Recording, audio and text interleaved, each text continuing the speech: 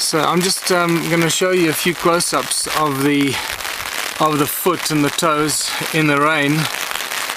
Klaus, Donna, myself, Peter and Louise arrived here hoping to do a nice little video clip insert, and it's been pouring for 2 hours in the car, but nevertheless we're going to show you a few close-ups.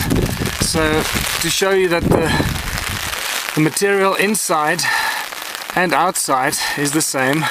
The overhang of the toes is really interesting, and look at the rough granite here on the outside and the effect on the inside.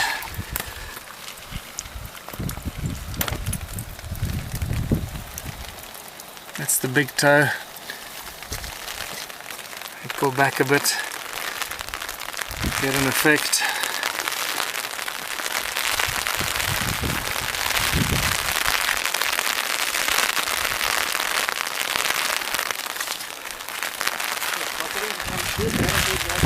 It's interesting, it's not cut out into a flat piece of rock. It's cut out in a very strange, for those that think this is a forged carving, it's certainly highly unlikely that somebody would carve it in such an unusual place. And once again,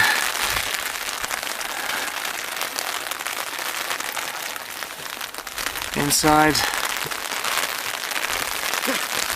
and down here.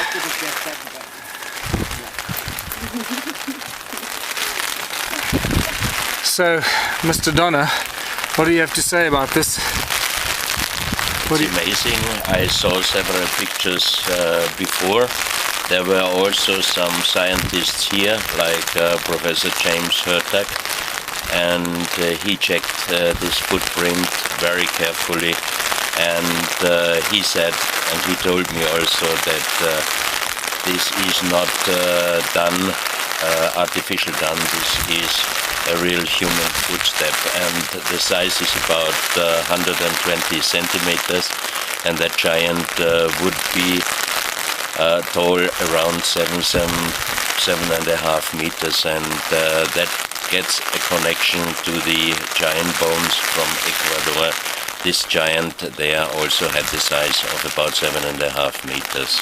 I'm glad you brought that up, because I was going to ask you, there's obviously an exciting link between this footprint and the giants that you found in South America or in Ecuador. That's right, yeah? Yes. Alright, now if you could just stand over there and point out a few things that might be of interest to you. For me, very interesting is that if you step into a soft mud, automatically the mud at your teeth, at your toes, would go out like here, and it looks really like someone was stepping into a soft mud. The important thing just to explain as well, we know this is not mud, this is granite. For those that are wondering, it is granite, there's no doubt about it. How this happened remains a mystery, because many people argue that it's impossible to leave a footprint in granite because where and how granite is formed. And just to also tell the people the history of this footprint, it was discovered in 1912 by a farmer in the area called Stoffel Kutsia, who was hunting, and he found it in those days. This was a very remote part of South Africa and the Transvaal, and he found it while hunting. And to find something like this in the middle of nowhere, in those days this was teeming with wildlife, and there were probably lions and buck here and other antelope and giraffe, and to find something like this, you know, is highly suspicious to suggest that somebody would sneak out here and carve it out. One would need to look at the erosion on the inside, matches the erosion on the outside. There obviously are certain discrepancies, but that's because of the compaction and the impact that the footprint would have had. But otherwise, there's no suggestion whatsoever that this was a fake or a carving, and we'll stick to that until somebody proves anything else. You should try to bring here some very good geologists also to check this, and if possible also professional doctor, checking also the footprint itself, because the only skeptical thing, I always have to be skeptical also, is that from here to here, it's the difference here is too big. Usually it should be like that, and here this one. That's the only thing I have to be skeptic. So I think it would be very good to bring here also some theories. All right, so there you've got it.